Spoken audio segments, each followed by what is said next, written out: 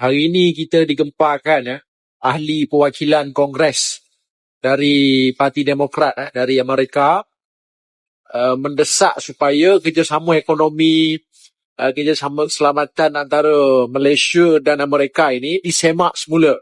Susulan ketegasan, kelantangan Yang Amat Berhormat Perdana Menteri kita Datuk Seri Anwar Ibrahim menghalau warga Israel yang dikesan berada dalam negara ini, yang masuk ke negara ini menggunakan pasport negara kedua. Dekat sini kita kena faham, walaupun surat ini hanya ditandatangan oleh 6 ahli Kongres Amerika itu, dan surat ini bukan surat yang mewakili pendirian rasmi Washington ataupun pendirian rasmi keseluruhan kerajaan Amerika Syarikat, dan keputusan sama ada surat ini akan dibakul sampahkan ataupun tidak terletak pada kuasa penuh Presiden Amerika. Itu kita kena faham. Dan kita baca perkembangan ini sebagai satu bentuk ancaman, satu bentuk political pressure kepada negara kita disebabkan kelantangan kita membela negara Palestin. Kita faham yang itu. Surat ini seolah-olah nak campur tangan urusan yang melibatkan kedaulatan negara kita. Kita tak boleh bertolak langsung isu ini. Kita memang daripada dulu tidak mengiktiraf sama sekali negara haram Israel ini. Kita pegang yang itu daripada dulu sampai sekarang. Pasport kita terang-terang menyebut perkara ini.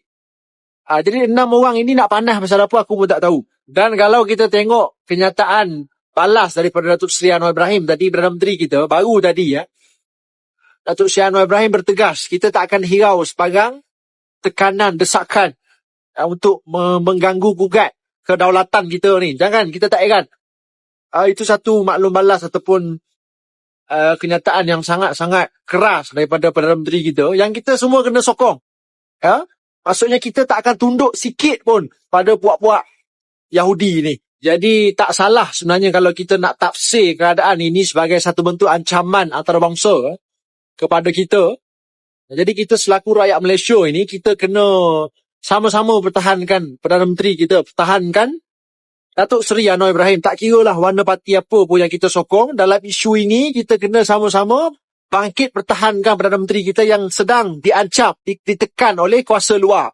Dan kita doa semoga Allah Subhanahu Wa Taala melindungi, menjaga Datuk Seri Anwar Ibrahim, menjaga Perdana Menteri kita.